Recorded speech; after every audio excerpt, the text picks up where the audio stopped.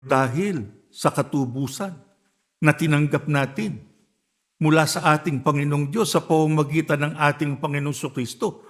Ang sabi sa atin ng Biblia, ngayon, ano raw tayo? Inaring ganap. Tayo na nasakop ng dugo ng ating Panginoong Kristo. Tayo na pinagbuwisan niya ng kanyang buhay. Tayo ang mayroong karapatan sa tunay na paglilingkod sa Diyos.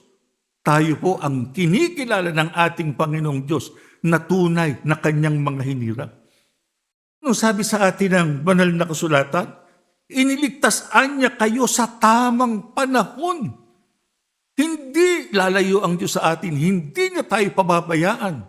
Darating at darating yung tulong niya sa bawat isa sa atin.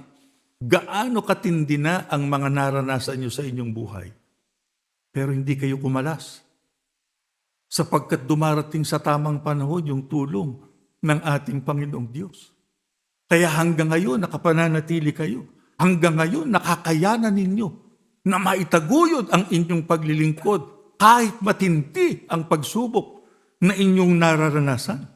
Yang mga bagay na yan, mga kapatid, di natin dapat makalimutan.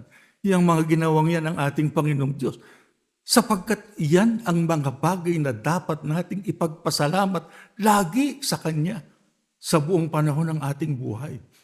Sapagkat siya ang lagi nating kasama, di niya tayo pababayaan. Kaya ang pagpapasalamat sa Diyos, napakahalaga.